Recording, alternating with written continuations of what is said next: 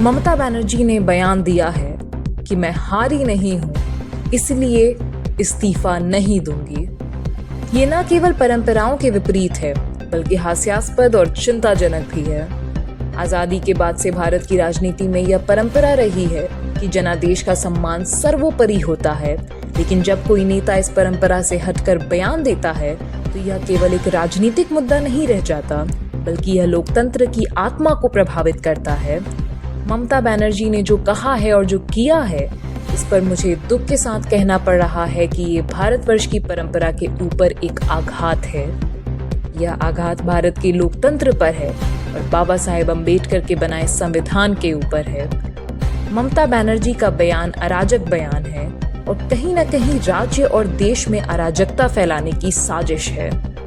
देश और बंगाल की जागरूक जनता सब देख रही है। इस मीडिया बाइट में स्वागत है। एक गंभीर विषय है जिस पर मैं बाइट देने वाला हूं और वो विषय बंगाल से है।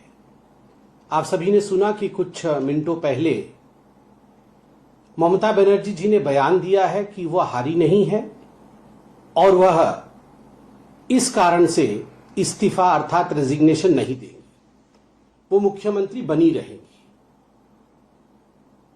यह हास्यास्पद भी है और चिंताजनक भी है। यह चिंताजनक इसलिए है कि भारतवर्ष के लोकतंत्र में इस प्रकार की सुंदरता है। The democracy of India is known for the beauty कि जब सत्ता का हस्तांतरण होता है उस समय आजादी से लेकर अभी तक इस प्रकार की परिस्थिति कभी नहीं बनाई जाती है कि दो पार्टी आपस में उलझ जाए। बहुत ही सलीके से, सम्मान के साथ जो मुख्यमंत्री या प्रधानमंत्री की हार होती है, जिस पार्टी की हार होती है, वो इस्तीफा देते हैं और ये सत्ता का हस्तांतरण बहुत ही शांति प्रिय तरीके से भारतवर्ष में होता आया है। विगत 75 वर्षों में, in the last 75 years, India is known for this phenomenal democratic effect of its in the whole world. पूरे संसार में भारत अपने इस लोकतांत्रिक संवैधानिक प्रक्रिया के लिए जानी जाती है। मगर आज ममता बनर्जी जी ने जो कहा है और जो किया है, मुझे दुख के साथ कहना पड़ रहा है, यह जो परंपरा भारतवर्ष की थी उसके ऊपर एक आघात है। यह भारतीय जनता पार्टी के ऊपर आघात नहीं है, यह आघात लोकतंत्र पर है। यह आघात भारत के कॉन्स्टिट्यूशन अर्थात बाबा साहेब अम्बेडकर के संविधान के ऊपर है। आप चिंता करिए, कोई अकेला इलेक्शन बंगाल में नहीं हुआ था। 5 राज्य चुनाव में गए थे। बंगाल भी चुनाव में गया था, असम भी चुनाव में गया था, तमिलनाडु भी चुनाव में गई थी, केरल भी चुनाव में गया था, पुडुचेरी भी चुनाव में गई थी। हमने कल देखा पिनरई विजयन, शांति से उन्होंने जब परिणाम देखा, उन्होंने आराम से जाकर अपना इस्तीफा सौंपा। आज हमने देखा स्टालिन जो सीएम हैं तमिलनाडु के जो थे, आज उन्होंने जाके लोक भवन में, गवर्नर्स हाउस में अपना रेजिग्नेशन सौंपा। मगर ममता बनर्जी है कि वो कह रही है कि हम हारे नहीं हैं और हम रेजिग्नेशन नहीं देंगे। This is the sense of entitlement and anarchy. ये कहानी है अराजकता की और ये कहानी है एंटाइटलमेंट की। मैं ही रहूंगी, मेरे अलावा कोई और नहीं रहेगा। संविधान मेरे से शुरू होता है और मेरे पे खत्म हो जाता है। अगर मैं नहीं तो संविधान नहीं, मैं नहीं तो लोकतंत्र नहीं। मुझे ही केंद्र बिंदु में रखकर सत्ता चलेगी, अगर मैं नहीं तो सत्ता भी नहीं चलेगी। ममता जी को बहुत ही ससम्मान हम कहना चाहेंगे कि no one is indispensable in Indian democracy. Bharat के लोकतंत्र में कोई भी इंडिस्पेंसिबल नहीं है। जनता जनार्दन ही एक ऐसी शक्ति है जो इंडिस्पेंसिबल है। जनता जनार्दन ही एक ऐसी ताकत है जिसके बगैर डेमोक्रेसी काम नहीं कर सकती है। कोई भी नेता यहां ऐसा नहीं है जिसके बगैर देश नहीं चल सकता, राज्य नहीं चल सकता है। तो यह गलतफहमी जो ममता बनर्जी पाल रही है कि उनके बिना बंगाल नहीं चल सकता है और वही बंगाल है और वही सरकार है, एक गलत बात है। दूसरी बात, ममता जी का कहना कि वो विधानसभा भी नहीं जाएंगी। अब कैसे जाएंगी विधानसभा? मुझे तो समझ में नहीं आ रहा है वो क्या सोच रही थी कि विधानसभा जाएंगी।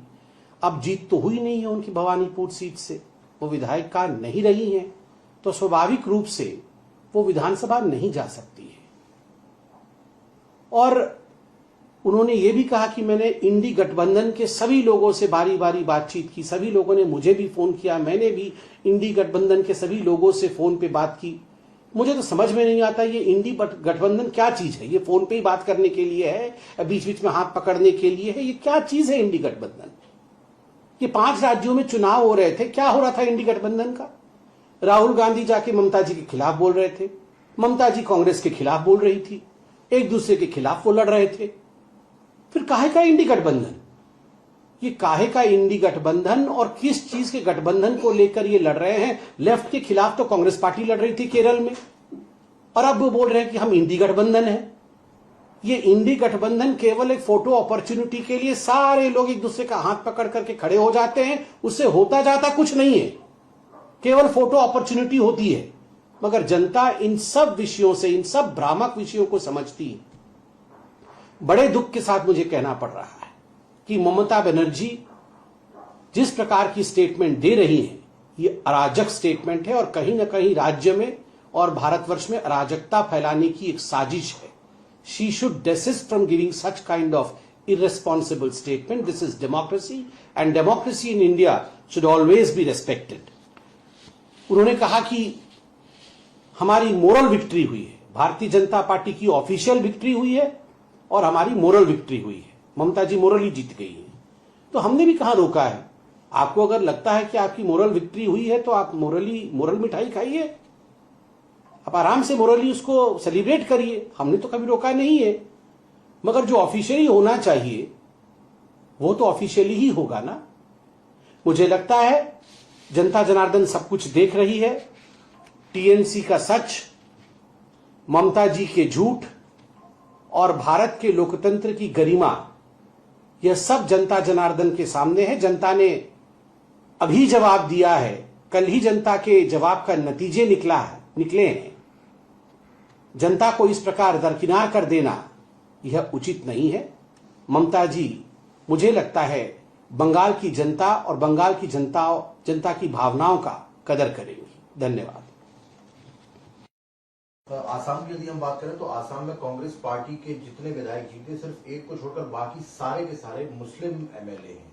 इसको किस तरीके से देखते हैं आप? देखिए, इनके पार्टी का विषय है, उन्होंने जिसको टिकट दिया और तुष्टीकरण की राजनीति के कारण किसकी जीत होती है, ये उनके पार्टी का विषय है, वो बताएंगे। भारतीय जनता पार्टी ने सबका साथ, सबका विकास, सबका विश्वास और सबके प्रयास के साथ आसाम में जिस प्रकार का सघन परिश्रम किया और जिस प्रकार हेमंत बिश्व शर्मा जी के नेतृत्व में चुनाव लड़ा गया और जिस प्रकार माननीय प्रधानमंत्री नरेंद्र मोदी जी के विकास की गाथा के कारण आसाम आगे बढ़ा है, तीसरी बार हमारी सरकार बन रही है। दूसरे पार्टी के कौन से कैंडिडेट जीत रहे हैं, कौन से हार रहे हैं, इन विषयों से ऊपर उठ के भारतीय जनता पार्टी आसाम के विकास के लिए काम करेगी। सर, सुबह बीजेपी के जो बंगाल के नेता हैं उन्होंने डेट भी अनाउंस कर दी कि 9 तारीख को शपथ होनी है। अब ऐसे में एक जो बात बन गया है जो प्रोसेस का लेके, अब इसको कैसे ये कहें हम इस्तीफा नहीं देंगे और उधर बीजेपी कह रही कि हम 9 तारीख को शपथ लेंगे। देखिए, शपथ के डेट्स फॉर्मली अनाउंस होंगे। मुझे लगता है मेरा मैंडेट शपथ का डेट अनाउंस करना नहीं है, पार्टी उसे ऑफिशियल तरीके से करेगी। मगर देखिए, संविधान के जो निर्माता हैं तो उन्हें भी शायद पता होगा कि ऐसी भी स्थिति हो सकती है जैसा आज ममता बनर्जी जी ने किया है कि मैं इस्तीफा नहीं दूंगी। ऐसे सिचुएशन से बचने के लिए उन्होंने सभी प्रकार का मार्ग प्रशस्त रखा है संविधान में। भारत के संविधान में असेंबली का टेन्योर फिक्स होता है। जहां तक मैं जानता हूं 7 मई को बंगाल के विधानसभा का टेन्योर समाप्त हो रहा है। स्वाभाविक रूप से जब टेन्योर समाप्त हो जाता है तो जो मुख्यमंत्री रहता है वो मुख्यमंत्री और नहीं रहता है। गवर्नर के पास चुनाव आयोग से नई सूची आती है विधायकों की, कौन से पार्टी के कितने विधायक जीत के आए हैं, और जिसके पास संबल होता है, अर्थात जिसके पास संख्या होती है, गवर्नर राज्यपाल महोदय उस पार्टी के लीडर को जो विधानमंडल द्वारा चयनित किया जाता है, चिन्हित किया जाता है, उनको बुलाया जाता है सरकार बनाने के लिए। ये सारी प्रक्रियाएं भारत के संविधान में स्पष्ट रूप से लिखी हुई हैं, स्पष्ट रूप से उद्धृत है और भारत संविधान के हिसाब से चलेगा। किसी के प्रेस बाइट या किसी के कुछ कहने पर नहीं चलेगा, संविधान के हिसाब से चलेगा। देखिए, पूरे विश्व में जितने भी तानाशाह रहे, जितने भी डिक्टेटर रहे, उनका इसी प्रकार का रवैया रहा है। उन्होंने कभी हार नहीं स्वीकार की। तानाशाह कभी हार नहीं स्वीकार करते हैं। वो कभी भी शांतिप्रिय तरीके से पावर का हस्तांतरण हो जाए वह नहीं होने देते हैं। This is a typical dictatorial attitude. ये जो एटीट्यूड आज हम ममता जी का देख रहे हैं, ये एक टिपिकल तानाशाही मानसिकता है और मुझे लगता है बंगाल की जनता इसे जानती है, तभी इतना बड़ा बदलाव हुआ है। एक और सवाल है समित जी, जब से चुनाव परिणाम आए हैं उसके बाद में पूरे बंगाल में छुटपुट हिंसा की खबरें देखने को मिल रही हैं। हालांकि बीजेपी के कई कार्यकर्ताओं ने टीएमसी के कार्यालयों पे या टीएमसी के कर्मचारियों के साथ में झगड़ा भी किया। इसको पूरे सिनेरियो किस तरीके से? देखिए, कल माननीय प्रधानमंत्री जी ने बड़े स्पष्ट रूप से अपने भाषण में देश को संबोधित किया और दो विषय उन्होंने स्पष्टता के साथ रखा है कि इस बार पहली बार बंगाल में ऐसा चुनाव हुआ जिसमें जान माल की हानि नहीं हुई। उन्होंने धन्यवाद भी दिया, अभिनंदन किया चुनाव आयोग का, धन्यवाद दिया बंगाल की जनता का कि इस प्रकार शांतिप्रिय तरीके से चुनाव हुए हैं। अगर हिंसा की कोई घटना हो रही है तो उसके लिए सीएपीएफ वहां तैनात है। किसी भी कीमत पर हिंसा को नहीं सहा जाएगा। और प्रधानमंत्री जी ने भी एक आह्वान किया था सभी पॉलिटिकल पार्टीज के कार्यकर्ताओं को, जिसे सभी को गंभीरता से लेने की आवश्यकता है। उन्होंने कहा था, आइए हिंसा छोड़कर हम सब एक ही मार्ग पर चले और वो मार्ग विकास का मार्ग होगा। वह मार्ग होगा बंगाल को कैसे सोनार बंगाल बनाया जाए, सोने का बंगाल बनाया जाए। उसी मार्ग पे हम सबको चलना।